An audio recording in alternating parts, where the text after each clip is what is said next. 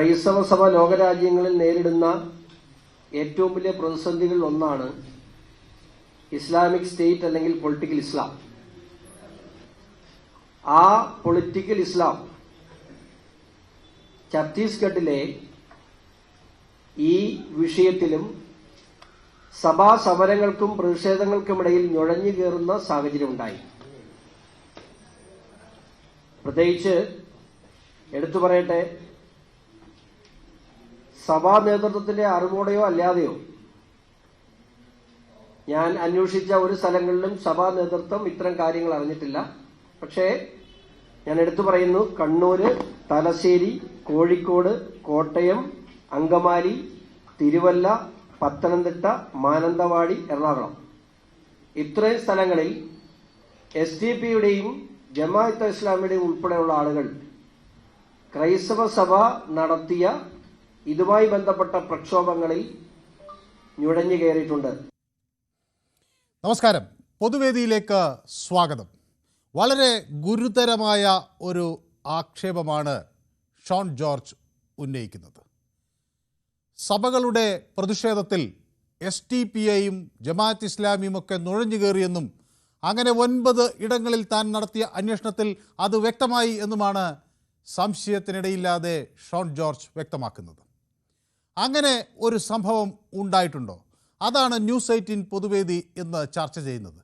അതോ തങ്ങൾക്കെതിരായുള്ള പ്രതിഷേധങ്ങളോ പ്രക്ഷോഭങ്ങളോ ഒക്കെ വരുമ്പോൾ എല്ലാ ഘട്ടത്തിലും ഉപയോഗിക്കാൻ കഴിയുന്ന ഒരു പേരാണോ SDP-ഐ?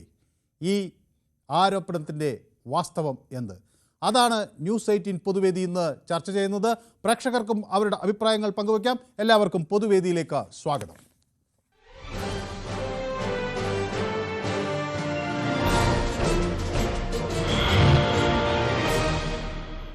എൻ്റെ ആദ്യ പ്രേക്ഷകൻ സൂപ്പി വെള്ളമുണ്ടയിൽ നിന്ന്. സൂപ്പി, ഈ ഷോൺ ജോർജിൻ്റെ ഈ ഒരു പ്രതികരണത്തെ സൂപ്പി എങ്ങനെയാണ് കാണുന്നത്? നമസ്കാരം സാർ. നമസ്കാരം. എന്തൊക്കെയുണ്ട് വിശേഷം? സുഖമായിരിക്കുന്നു. ഏതായാലും കുറച്ച് ദിവസമായി നമ്മൾ സംസാരിച്ചിട്ടെന്ന് തോന്നുന്നു, അല്ലേ? അതെ. ഞാൻ എൻ്റെ അഭിപ്രായത്തില് കേന്ദ്ര ഏജൻസി ഇത് അന്വേഷിക്കണം. കാരണം ഇത്രയും തീവ്രവാദ സംഘടനയായ SDP ആയാലും ജമാഅത്ത് ഇസ്ലാമി ആയാലും മറ്റ് സംഘടനകളുടെ കീഴിൽ എങ്ങനെ നുഴഞ്ഞു കയറുമെന്ന സംവിധാനം ശരിയല്ല. അതുകൊണ്ട് കേന്ദ്രം അത് അന്വേഷിച്ചിട്ട് ഇത്തരം സംഘടനകൾ നിരോധിക്കണം. ജമാഅത്ത് ഇസ്ലാമി ആയാലും SDP ആയാലും പോപ്പുലർ ഗവൺമെന്റ് ആയാലും മറ്റേ എന്തൊക്കെയാ ബജറംഗ് അങ്ങനത്തെ എല്ലാ സംഘടനകളും നിരോധിക്കുക. തീവ്രവാദ സംഘടനകൾ വളർത്താൻ അനുവദിക്കരുതെന്നാണ് എൻ്റെ അഭിപ്രായം. വ്യക്തമാണ്. നമുക്ക് ഒപ്പം അടുത്ത് ശ്രീ ദിവാകരൻ തലശ്ശേരിയിൽ നിന്ന് ചേരുന്നുണ്ട്. ഏതായാലും കന്യാസ്ത്രീകൾ ഹൈക്കോടതിയിലേക്ക് നീങ്ങുകയാണ്. അവർക്കെതിരെയുള്ള FIR റദ്ദാക്കണം എന്ന ആവശ്യം അവർ പ്രധാനമായി ഉന്നയിക്കുന്നു. ഈ വിഷയവുമായി ബന്ധപ്പെട്ട് കൂടുതൽ നേതാക്കളെയൊക്കെ സഭാ നേതൃത്വം കാണുമെന്നൊക്കെ വിവരങ്ങൾ വരുന്നുണ്ട്. ശ്രീ ദിവാകരൻ, ഈ നുഴഞ്ഞുകയറ്റം എന്ന് പറയുന്നത് 9 ഇടങ്ങളിലാണ് നടന്നത്. അങ്ങയുടെ തലശ്ശേരിയിലും ഈ നുഴഞ്ഞുകയറ്റം ഉണ്ടായിട്ടുണ്ട് എന്നാണ് ഷോൺ ജോൺ പറയുന്നത്. അങ്ങ് തലശ്ശേരി എന്നാണല്ലോ വിളിക്കുന്നത്. അപ്പോൾ 9 കേന്ദ്രങ്ങളിൽ ഒന്ന് തലശ്ശേരിയാണ്. അവിടെയൊക്കെ ഈ SDP-ഐ ഇത്ര ശക്തിയുള്ള ആളുകളാണോ നുഴഞ്ഞു കയറാനൊക്കെയുള്ള? തലശ്ശേരി നല്ല വിദ്യാഭ്യാസമുള്ള റെസ്പെക്ട് മേനേഴ്സ് ഡിസിപ്ലിൻ കീപ്പ് ചെയ്യുന്ന നല്ല കൂട്ടാണ്. ഗവൺമെന്റ് ബ്രണ്ണൻ കോളേജ് അങ്ങനെയുള്ള നല്ല സ്ഥലം, എല്ലാം കൊണ്ടും നല്ല. ഇത് ഉണ്ടയില്ലാത്ത വെടിയ PC ജോർജിന്റെ മോനല്ലേ ഈ അങ്ങ് താന്ന് ഇങ്ങ് താന്ന് ആടുന്ന് പരങ്ങിലോട്ട് അങ്ങ് വാങ്ങി ഇങ്ങ് വാങ്ങി അയ്യപ്പന്റെ അതേ നൂല് പോകുന്ന അതിലൂട്ടിയല്ലേ സൂചി പോവുക സാറേ. അത് ശ്രദ്ധിക്കണ്ടേ? ഇതെല്ലാം ഇങ്ങനെ കാര്യത്തിന് വേണ്ടിയിട്ട് അങ്ങ് പാഞ്ഞ് ഇങ്ങ് പാഞ്ഞ് PC കോടതി തന്നെ ഇങ്ങനെ കയറി മറിയുന്ന ബായിലെന്നാൾ അത്ര മോശമല്ലേ? റെസ്പെക്ട് മേനെ ഡിസിപ്ലിൻ കീപ്പ് ചെയ്യാൻ അറിഞ്ഞുകൂടാ. ഞാനൊരു കളവൻ തന്നെയാ, വയസ്സെന്നാൻ തന്നെയാ, 10-24 വയസ്സ്. പക്ഷെ ഇങ്ങനെയുണ്ട് ഒരാളോട് പെരുമാറും കണ്ടിപ്പോ അടൂർ ഗോപാലകൃഷ്ണൻ സാർ കണ്ടില്ലേ? പ്രായം ആകുമ്പോ ഏതെങ്കിലും കലാമണ്ഡലം മറ്റേ ഇവനെ കൊണ്ട് പറഞ്ഞ പോലെ ആ സ്ത്രീക്ക് എന്താ സംഭവിച്ച ഡാൻസർക്ക്, അതേപോലെ ഇത് PC ജോർജിന്റെ മോന് ഉണ്ടയില്ലാതെ വെടി എങ്ങനെ ഇതൊരു സമാധാന അന്തരീക്ഷം പോക്കുകനാ. കുറെ അങ്ങനെ വന്ന് ഇങ്ങനെയാക്കി അങ്ങനെ ആക്കി വെറുതെ ഒരു സംഘർഷം ഉണ്ടാക്കിയിട്ട് നടത്തല പരിപാടി. വ്യക്തമാണ്. അപ്പോൾ നമ്മുടെ അടുത്ത പ്രേക്ഷകൻ സന്തോഷാണ്, കാസർഗോഡ് നിന്ന്. സന്തോഷ്, ഇത് പൊളിറ്റിക്കൽ ഇസ്ലാമിൽ ജാഗ്രത പാലിക്കണമെന്നൊരു ഉപദേശം അല്ലെങ്കിൽ അങ്ങനെ ഒരു മുന്നറിയിപ്പാണ് ഷോൺ ജോർജ് കൊടുക്കുന്നത്.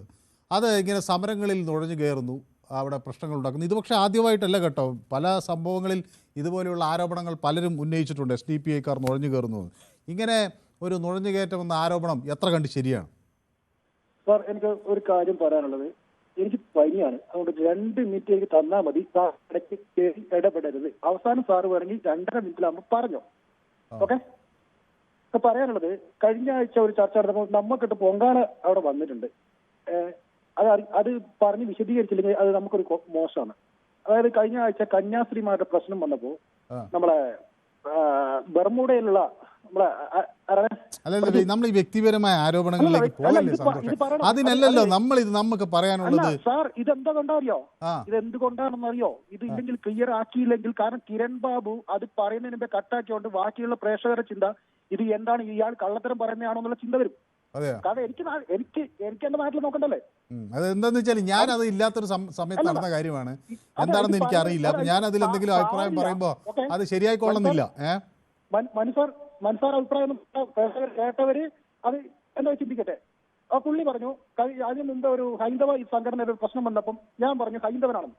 പിന്നെ ക്രിസ്ത്യൻ സംഘടന വന്നപ്പോൾ പിന്നെ ക്രിസ്ത്യൻ കുടുംബത്തിലെ, കാരണം ഒരു 90 വർഷം മുമ്പ് തിരുവനന്തപുരത്ത് നിന്ന് ഇങ്ങോട്ട് കുടിയേറി പാർത്തവരാണ് എന്റെ അമ്മയുടെ അമ്മയും കുടുംബങ്ങളും. അവർ നേരത്തെ ഹിന്ദു ആയിരുന്നു 90 വർഷം മുമ്പ്. ഇവിടെ അവർ ക്രിസ്ത്യാനി ആയിട്ടാണ് വന്നത്. 90 വർഷം മുമ്പാണ് ക്രിസ്ത്യാനി ക്രൈസ്തവ ഇതിലേക്ക് വന്നത്. ഞാൻ ഒരിക്കലും ഇത് അവർ സ്വീകരിച്ചത് മതം എന്ന് പറയുന്നത് പെന്തക്കോസ്റ്റ് വിഭാഗത്തിലാണ്. പെന്തക്കോസ്റ്റ് വിഭാഗത്തിൽ ഒരു ഏജ്, ഒരു തിരിച്ചറിവ് വരുന്ന സമയത്ത് അവർക്ക് ഈ മാമോദിസ എന്നൊരു സാധനം സ്നാനമായിട്ട് ആണ് പെന്തക്കോസ്റ്റുകാർ പറയുന്നത്. അത് തിരിച്ചറിവുള്ള സമയത്താണ് ചെയ്യുന്നത്. അത് ഞാൻ സ്വീകരിച്ചിട്ടില്ല. ഞാൻ ഹിന്ദു അല്ല, ക്രിസ്ത്യാനിയല്ല, ഞാൻ മനുഷ്യനാണ്. ഓക്കെ, അത് പ്രതിദിനം മനസ്സിലായി എന്ന് ഞാൻ വിചാരിക്കുന്നു. പിന്നെ ഈ കാര്യത്തിൽ എനിക്ക് പറയാനുള്ളത്, ഹലോ കേൾക്കുന്നു. ഈ കാര്യത്തിൽ എനിക്ക് പറയാനുള്ളത്, ഒരിക്കലും ന്യൂനപക്ഷങ്ങളുടെ അവകാശങ്ങൾക്ക് വേണ്ടി ഇവർ പ്രവർത്തിച്ചു എന്നല്ലാതെ ഈരാറ്റുപേട്ടയിൽ തോൽപ്പിച്ചത് ആരാണ്? ഈ SDPയും കാര്യങ്ങളല്ലേ. PC ജോർജിനെ തോൽപ്പിച്ച് അന്ന് തൊട്ട് തെറി തുടങ്ങിയതല്ലേ SDPയെ. അപ്പോ ന്യൂനപക്ഷങ്ങളുടെ അവകാശങ്ങൾ ദംശിക്കുമ്പോൾ കേന്ദ്രം ഈ രണ്ടാൾക്കും എതിരാണ്, പ്രത്യേകിച്ച് മുസ്ലിംസിന് നേരത്തെ എതിരാണ്. അപ്പം വർഗീയത ഉണ്ടാക്കിക്കൊണ്ട് ക്രിസ്ത്യൻസ് വോട്ട് വീണ്ടും തിരിച്ചു പിടിക്കാൻ വേണ്ടി ഈ ഷോൺ ജോർജ് കാണിക്കുന്ന ഒരു അഭ്യാസമാണ്. മനസ്സിലായോ? പിന്നെ രണ്ടാമത് ഒരു കാര്യം കൂടെ പറഞ്ഞിട്ട് ഞാൻ നിർത്താം. അതായത് ഹലോ,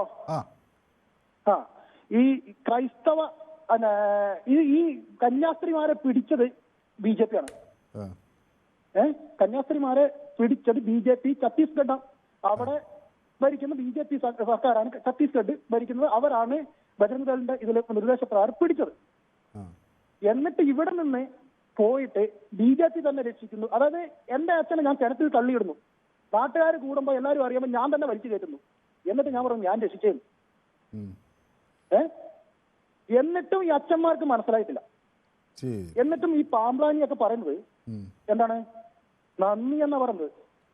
ശരി, വ്യക്തമാണ്. താങ്കളുടെ അഭിപ്രായം കൃത്യമാണ്. ഓക്കെ, ഷിജു എന്നോടൊപ്പം ചേർന്നിട്ടുണ്ട്, എനിക്ക് സുഖമാണോ എന്നൊക്കെ അന്വേഷിക്കുന്നുണ്ട്. ഓക്കെ, ജയകുമാർ എന്നോടൊപ്പം ചേർന്നിരിക്കുന്നു. അരുന്ധതി കൊലമ്പുറമ്പത്ത് എന്നോട് ചേർന്നു. ദിവാകരൻ പിന്നെ നന്നായി അവതരിപ്പിച്ചു എന്ന് ജയകുമാർ പറയുന്നു. കിഷോർ കോന്നി എന്നോടൊപ്പം ചേർന്നുണ്ട്. ഹായ് മനു എന്നൊക്കെ പറയുന്നുണ്ട്. SDPI and BJP flags are almost same except lotus and star എന്നാണ് പറയുന്നത്. ഓക്കെ, ശരി, ഷിജു ആണത് പറയുന്നത്. ഓക്കെ, അപ്പോൾ രാജീവൻ എന്നോടൊപ്പം കണ്ണൂരിൽ നിന്ന് ചേരുന്നു. ശ്രീ രാജീവൻ. അതെ അതെ അതെ അതെ അതായത് പിന്നെ എന്റെ അഭിപ്രായത്തില് ഈ SDPIയും ഈ ഷോൺ ജോർജ് ഇപ്പോ ചെന്നെത്തിയിരിക്കുന്ന പാർട്ടിയായ BJPയും RSSും ഒക്കെ രണ്ടും ഒരു നാണയത്തിന്റെ ഇരുവശങ്ങളാണ്. അതാണ് എനിക്ക് കാര്യമായിട്ട് ഇക്കാര്യത്തിൽ പറയാനുള്ളത്.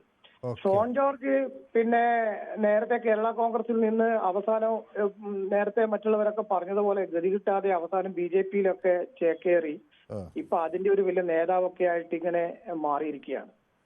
അവർ ഈരാറ്റുപേട്ടയിൽ അവരും SDPയും തമ്മിലുള്ള ചില പ്രശ്നങ്ങളൊക്കെ ഉണ്ടായിരിക്കും.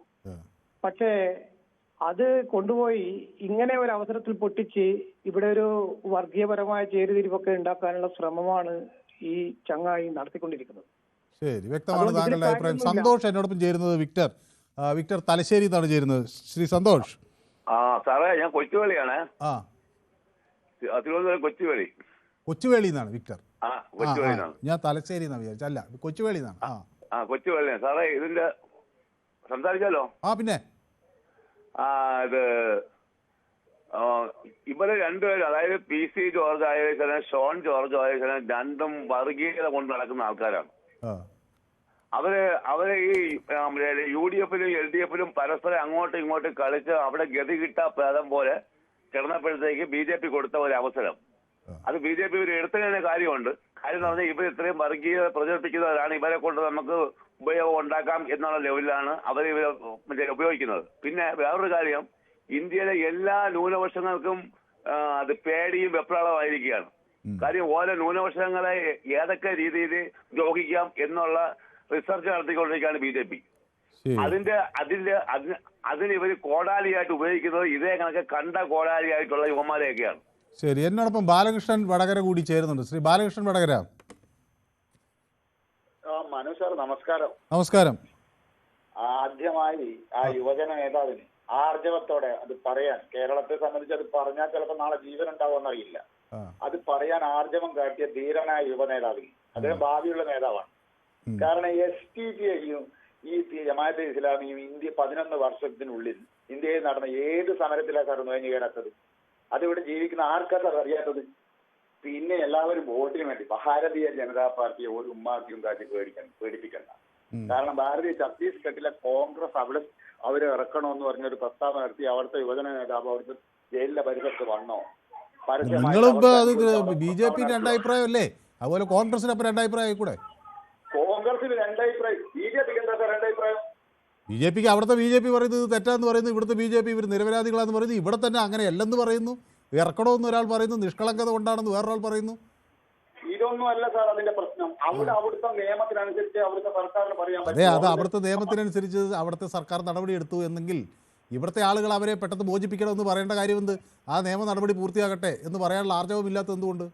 ആർജവം ഇല്ലാത്തത് കൊണ്ടല്ല സാർ, അതിലൊരു സ്ത്രീകളും പ്രത്യേകിച്ച് ഒരു പരിഗണന കൊടുത്തത് കൊണ്ട്. സ്ത്രീകളൊക്കെ പലയിടത്ത് സ്ത്രീകൾ എത്രയോ ആളുകൾ പലയിടങ്ങളിൽ അറസ്റ്റിലാവുന്നില്ലേ? അവിടെയൊക്കെ BJP അധ്യക്ഷൻ പോയി നിന്ന് അവരെ കാറിൽ വിളിച്ചുകൊണ്ട് പോവുകയാണ്. ഇതിലൊക്കെ ഒരു പരിഗണന വെച്ചിട്ട് മാത്രം കേസൊന്നും കയ്യിലില്ലല്ലോ. എന്തിനാ അല്ല നിങ്ങൾ ഈ കുറ്റവാളികൾക്ക് എന്തിനാ പരിഗണന കൊടുക്കുന്നതെന്ന് നിങ്ങളുടെ അകത്തു നിന്ന് തന്നെ ആളുകൾ ചോദിക്കുന്നത്. അപ്പൊ അതിനെക്കുറിച്ച് നിങ്ങൾക്ക് എന്താ പറയാനുള്ളത്? ഞാൻ ചോദിക്കുന്നതല്ല. ഇപ്പൊ വെള്ളാപ്പള്ളി നടേശൻ നിങ്ങളെ പറ്റി പറഞ്ഞു കേട്ടോ. വെള്ളാപ്പള്ളി നടേശൻ പറയുന്നത് ക്രിസ്ത്യാനികളുടെ അറസ്റ്റിൽ കോൺഗ്രസും കമ്മ്യൂണിസ്റ്റും BJPയും പറച്ചു, എല്ലാവരും ഛത്തീസ്ഗഡിലേക്ക് കത്തിച്ചു വിടുകയായിരുന്നു. ശിവഗിരി മഠത്തിന് നേരെ ആക്രമണം ഉണ്ടായപ്പോൾ ഒരുത്തരെയും കണ്ടില്ല, അതൊരു വോട്ട് ബാങ്കാണ് എന്ന് കണ്ടുകൊണ്ടാണ് നിങ്ങളുടെ പോക്ക് എന്ന് പറയുന്നത് വെള്ളാപ്പള്ളി നടേശനാണ്. മതം പ്രസംഗിച്ചവർ കേമന്മാരും മതേതരത്വം പ്രസംഗിച്ച് ഞാൻ തൊഴിലുറപ്പുകാരനുമായി എന്നാണ് വെള്ളാപ്പള്ളിയുടെ പരിഹാസം. വെള്ളാപ്പള്ളിയുടെ വാക്കിന് ഭാരതീയ ജനതാ പാർട്ടി അത്രയും എപ്പോഴും വില കൽപ്പിച്ചിട്ടുള്ളൂ. അല്ലാതെ വെള്ളാപ്പള്ളി നടേശനെ വലിയൊരു നേതാവായിട്ട് ആരും കാണുന്നു. പ്രത്യേകിച്ച് ഞാനൊരു ഈഴവനാണ്, ഞാൻ SNDP കാണുന്നതല്ല. അപ്പൊ അതുകൊണ്ട് വെള്ളാപ്പള്ളി നടേശന്റെ വാക്കിന് ഇവിടെ പ്രധാനമില്ല. ഇവിടെ പറയാനുള്ളത് എന്താ വെച്ചാൽ, ഇനി ക്രിസ്ത്യാനിയുടെ വോട്ടിന് പോകുന്നതിന് വെച്ച കേരളത്തിൽ ക്രിസ്ത്യാനികൾ വോട്ട് ചെയ്തില്ല. ശരി ശ്രീ ബാലകൃഷ്ണൻ, നമുക്കിത് വലിയ ഒരു തർക്ക വിഷയം, നമുക്ക് അടുത്ത ദിവസം ഏതായാലും തർക്കിക്കാം.